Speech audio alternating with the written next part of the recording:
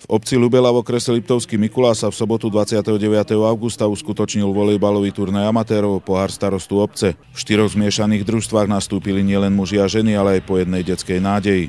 Hrálo sa systémom každý s každým na 2 víťazné sety. Po základnej časti bola vytvorená tabuľka aj semifinálové dvojice, víťazi ktorých sa stretli vo finále. V priebehu turnaja sme sa účastníkov opýtali, aký je ich názor na poriadanie takýchto akcií. Jasné, že má význam poriadať takéto akcie. Veľa mladých ľudí sa tu zišla, proste ľudia športujú, aj bežní ľudia, nielen tí, ktorí akože hrajú za nejaké družstvo alebo nejakým podobným spôsobom. Mladí ľudia potrebujú aj nejaké aktivity, ktoré by mohli robiť vo svojom voľnom čase. Zišlo sa tu strašne veľa ľudí, aj mladých.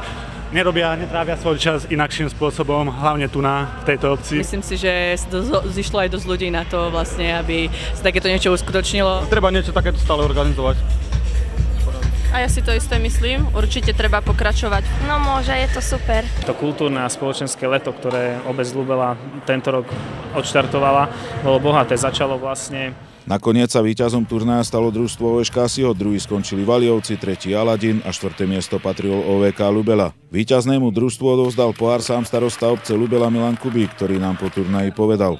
Verím tomu, že to nebol prvý a posledný ročník, ale že budeme v tom pokračovať a takéto aktivity u mladých ľudí budeme stále podporovať. Pre televíziu Liptov Pavol Tomčík.